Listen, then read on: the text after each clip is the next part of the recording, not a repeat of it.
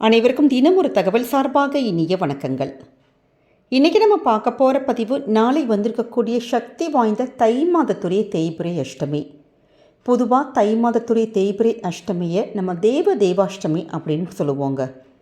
நம்ம வாழ்க்கையில் இருக்கக்கூடிய தீராத பிரச்சனைகளுக்கும் தீர்க்க முடியாத பிரச்சனைகளுக்கும் எல்லாத்துக்குமே ஒரு தீர்வு கிடைக்கணும், கஷ்டங்கள் தீரணும், நமக்கு பண கஷ்டம் தீரணும், மன கஷ்டம் தீரணும், இல்லாட்டி எதிரிகள் தொல்லை தீரணும், அப்படி எந்த விஷயங்கள் எல்லாம் தீரணும் நம்ம நினைக்கிறோமோ, நம்மை விட்டு தேய்ந்து போகணும், அழிஞ்சு போகணும் அப்படின்னு நம்ம நினைக்கிறோமோ, நம்ம மறக்காமல் வழிபட வேண்டிய ஒரு தெய்வம். அதுவும் தேய்பிறை அஷ்டமியில் கால பைரவரை போய் வணங்கினாலே போதும். அதுவும் நாளைக்கு வந்திருக்கக்கூடிய இந்த அஷ்டமி நாள் நமக்கு ரொம்ப ஒரு விசேஷமான ஒரு நாளாக அமைஞ்சிருக்கு. பொதுவாகவே இது மாதிரி திங்கட்கிழமையில் இது நமக்கு அஷ்டமி திதி வர்றது 12 ஆண்டுகளுக்கு அப்புறமேட்டு தான் இது மாதிரியான ஒரு அற்புதமான ஒரு நாள் நமக்கு அமைஞ்சிருக்கு. திங்கட்கிழமை அப்படின்னாலே சோமவாரம் நமக்கு சிவபெருமானுக்கு உரியது. சிவனுடைய ஒரு அம்சம்தான் காலபைரவர். அப்படிப்பட்ட காலபைரவரை நாளைக்கு நம்ம நினச்சி வணங்குறப்ப நம்முடைய வாழ்க்கையில் இருக்கக்கூடிய எல்லா விதமான கஷ்டங்களும் பிரச்சனைகளும் நிச்சயம் தீருங்கிற ஒரு ஐதீகம்.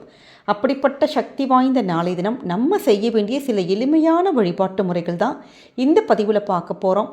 பதிவுக்குள்ளே போகிறதுக்கு முன்னாடி நம்முடைய சேனலை நீங்கள் இப்போ வரைக்கும் சப்ஸ்கிரைப் பண்ணாமல் பார்த்துட்ருக்கீங்கன்னா கண்டிப்பாக சப்ஸ்கிரைப் பண்ணிக்கோங்க. அப்போ தான் எங்களுடைய எல்லா நல்ல பதிவுகளுமே உடனுக்குடனே வரும்.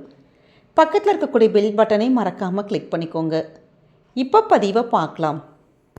நாளை வந்திருக்கக்கூடிய இந்த தேய்பிறை அஷ்டமியானது நமக்கு திதி கரெக்டாக எப்போ துவங்குது அப்படின்னு கேட்டிங்கன்னா, நாளை காலை 7 மணி, அதாவது 7:05 மணி வரைக்குமே சப்தமி திதி இருக்குது. 7:05க்கு அப்புறமேட்டு துவங்கி செவ்வாய்க்கிழமை காலையில் 7 மணி வரைக்கும் இருக்குது. அப்போ நமக்கு 7 மணிக்கு மேலே தான் நாளைக்கு திதியே ஆரம்பிக்குது. அதனால் எல்லா விதமான வழிபாடுகள் வேண்டுதல்கள் எல்லாமே நாளை காலை 7 மணிக்கு அப்புறமேட்டு நம்ம செய்கிறதுங்கிறது தான் நமக்கு விசேஷம். நமக்கு நாளைக்கு நாள் முழுக்க இந்த அஷ்டமி திதி இருக்கிறதுனால பொதுவாகவே அஷ்டமி நாளை நமக்கு மாலை அல்லது இரவு நேர வழிபாடு தான் ரொம்ப விசேஷமாக நமக்கு கருதப்படும். ஏன்னா நாளைக்கு சாயங்கால நேரத்தில் தான் நமக்கு காலபைரவருக்கான அந்த பூஜைகள் பண்ணுறது, அபிஷேகங்கள் பண்ணுறது, இந்த மாதிரி கோவில்களில் வழிபாடுகள் பண்ணுறது, இது எல்லாமே பண்ணுவாங்க. உங்களால் முடியும் அப்படிங்கிற பட்சத்தில் நீங்கள் விரதங்கள் இருக்கலாம். இந்த விரதங்கள் இருக்கிறதுங்கிறது அவங்கவுங்களுடைய சௌகரியம். ஆனால் நம்ம அப்படி விரதங்கள் இருந்தாலும் சரி, இல்லாமல் இருந்தாலும் சரி, நீங்கள் அசைவ உணவுகள் மட்டும் இது மாதிரியான அஷ்டமி நாட்களை நம்ம தவிர்த்துட்டு ஒரு வெஜிடேரியன் ஃபுட்டு, அதாவது சைவ உணவுகள் மட்டும் எடுத்துக்கிட்டு மனசார காலபைரவரை நினச்சி வேண்டிக்கிட்டால் கூட போதுங்க. நம்ம வாழ்க்கையுடைய கஷ்டங்கள் எல்லாம் நிச்சயம் நிவர்த்தி ஆகுங்கிற ஐதீகம் இருக்குது. காலபைரவருடைய வழிபாடு அப்படின்னு சொல்லிட்டாலே பொதுவாக ராகு காலத்தில் பண்ணுறதுங்கிறது ரொம்ப விசேஷம். இப்போ கோவிலுக்கு உங்களால் போக முடியும் அப்படின்னா நாளைக்கு காலையில் 7:30 மணிலேருந்து 9 மணி வரைக்கும் ராகு காலம். மேக்ஸிமம் நிறைய சிவன் கோவில்கள்லாம் நமக்கு திறந்தா இருக்கும். சிவனுடைய கோவிலில் காலபைரவர் சந்நிதின்னு தனியாக இருக்கும் பார்த்திங்களா, அந்த கோவிலில் அந்த இடத்துல அகல் விளக்கு நீங்கள் நெய் அல்லது நல்லெண்ணெய் விட்டுட்டு சிகப்பு திரி போட்டு நீங்கள் தீபங்கள் ஏற்றலாம். 6 விளக்கு இல்லாட்டி 8 விளக்கு, இது மாதிரியான தீப வழிபாடு, இல்லாட்டி 1 விளக்கோ 2 விளக்கோ உங்களால் எப்படி முடியுதோ தீப வழிபாடு, தீப பரிகாரங்கள் நம்ம பண்ணலாம்.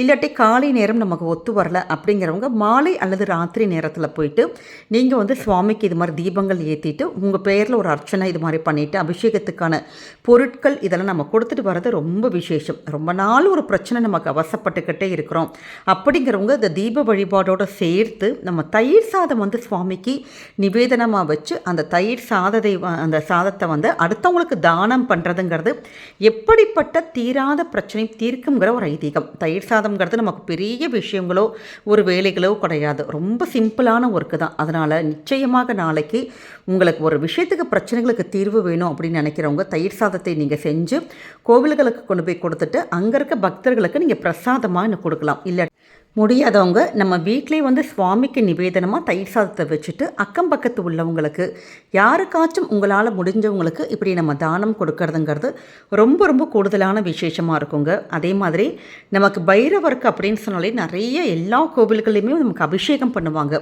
அபிஷேகத்துக்கு நல்ல வாசனையான பொருட்கள், சந்தனம், புனுகு, பன்னீர், இது மாதிரியான பொருட்கள் வாங்கி கொடுக்கலாம். இப்படி நம்ம எளிமையான முறையில் பைரவரை நாளைய தினம் வழிபட்டாலே போதும். அதுவும் பூக்கள் சிகப்பு சிகப்பு நிறத்தில் இருக்கக்கூடிய செவ்வரளி பூ வந்து உங்களுக்கு கிடச்சது அப்படின்னா ரொம்ப விசேஷம். அப்படி செவ்வரளி பூ இல்லாதவங்க ரோஜா மாலை வந்து நம்ம சாத்துறதுங்கிறது நாளை தினம் ரொம்ப விசேஷங்க.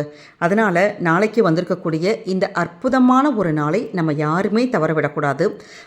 நம்முடைய வழிபாடுகள் வீடாக இருக்கட்டும் கோவிலாக இருக்கட்டும்ங்க, நம்ம ஒரே ஒரு தீபம் மட்டுமாச்சும் ஏற்றி வச்சுட்டு நாளை சொல்லக்கூடிய சக்தி வாய்ந்த காலபைரவருடைய மந்திரம் ஓம் கால காலாய வித்மகி கால பைரவாய தீமகி தன்னோ கால பைரவ பிரசோதயாத். இந்த அற்புதமான மந்திரத்தை உங்களுக்கு எவ்வளவு முறை சொல்ல முடியுமோ, குறைந்தது ஒரு 8 முறை இந்த பைரவருக்கு முன்னாடி நீங்கள் நின்று அந்த தீபத்துக்கு முன்னாடி நின்று சொல்லி உங்களுடைய கஷ்டங்கள் எல்லாம் தீர்ந்து போகணும், எப்படிப்பட்ட பிரச்சனைகளும் நமக்கு கழியணும் அப்படின்னு சொல்லிட்டு நீங்கள் ஆத்மார்த்தமாக வேண்டிக் கொண்டாலே போதும். நிச்சயமாக நம்முடைய வாழ்க்கையில் எல்லாமே நல்லதாகவே நடக்கும்.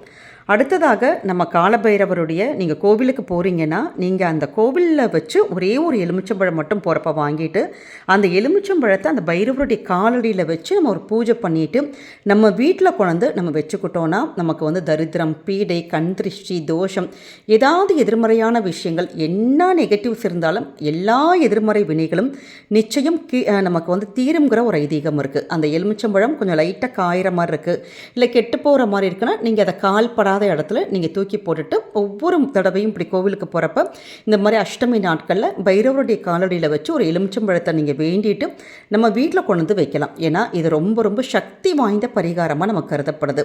இப்போ எங்களால் இது மாதிரி எந்தவித வழிபாடுகளும் செய்ய முடியல அப்படிங்கிறவங்க ரொம்ப ஒரு எளிமையான ஒரு விஷயம், கால பைரவருடைய அந்த வழிபாட்டுக்கான அந்த வாகனமே என்னன்னு கேட்டிங்கன்னா நாய் தாங்க. நம்ம ஒவ்வொரு பதிவுகளும் சொல்கிறது தான், உங்களால் முடிந்த ஏதாவது ஒரு உணவுப் பொருட்கள் ஒருவேளை ஒரு 10 ரூபாய்க்காச்சும் ஒரு பிஸ்கட் பேக்கெட்டாச்சும் வாங்கி நம்ம ரோட்டில் இருக்கக்கூடிய தெரு நாய்களுக்கு, ஏதாவது ஒரு நாய்கள் கஷ்டப்படும் பார்த்தீங்களா, எல்லா இடத்துலையும் நாய்கள் இருக்குது. நம்ம நீங்கள் வேலைக்கு போகிறவங்களா இருக்கட்டும், வேறு எங்கேயா இருக்கட்டும், நம்ம வீட்டுக்கு வெளியிலே கண்டிப்பாக நாய்கள்லாம் நிறைய ரோட்டில் சுற்றிட்டு இருக்கும். அப்படிப்பட்ட ஆதரவற்ற தெரு நாய்களுக்கு உங்களால் முடிந்த ஏதாவது ஒரு உணவுப் பொருள், பிஸ்கட்டோ ப்ரெட்டோ, இல்லாட்டி நம்ம தயிர் சாதம் சொல்லியிருக்கோம் பார்த்திங்களா, அந்த தயிர் சாதமே கூட நம்ம மதியானம் சமைச்சிட்டு ஒரே ஒரு பிடி சாதம் நாளைக்கு நம்ம நாய்களுக்கு கொடுப்பதன் மூலமாக கண்டிப்பாக காலபைரவருடைய அனுகிரகம் நமக்கும் நம்ம குடும்பத்துக்கும் என்றைக்குமே கவசம் மாதிரி இருந்து பாதுகாக்கும். அதனால் நம்முடைய வழிபாடுகள் நம்ம எப்படி வேணாலும் செய்யலாம், கோவில்லையும் செய்யலாம், வீட்லேயும் செய்யலாம். அப்படி எதுவுமே செய்ய முடியாதவங்க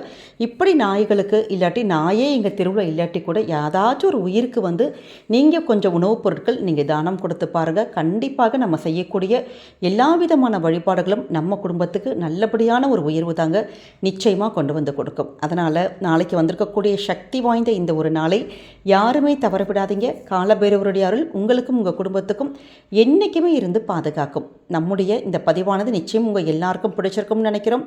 நம்முடைய கமெண்ட் செக்ஷனில் ஓம் காலபைரவரே போற்றி அப்படிங்கிற அற்புதமான மந்திரத்தை பதிவிடுங்க. நம்முடைய இந்த பதிவை நீங்கள் பார்க்குறதோடு மட்டும் இல்லாமல் உங்களுக்கு தெரிஞ்ச ஃப்ரெண்ட்ஸ் அண்ட் ஃபேமிலி மெம்பர்ஸ்க்கும் ஷேர் பண்ணுங்கள், அவங்களும் இதை பார்த்து பயன்பெறட்டும். நம்முடைய சேனலை நீங்கள் இப்போ வரைக்கும் சப்ஸ்கிரைப் பண்ணாமே பார்த்துட்ருக்கீங்கன்னா கண்டிப்பாக சப்ஸ்கிரைப் பண்ணி உங்களுடைய ஆதரவுகள், சப்போர்ட்டுகள் எங்களுக்கு என்றைக்குமே கொடுக்கணும். மீண்டும் வேறொரு நல்ல பதிவோடு உங்களை சந்திக்கிறோம். நன்றி, வணக்கம்.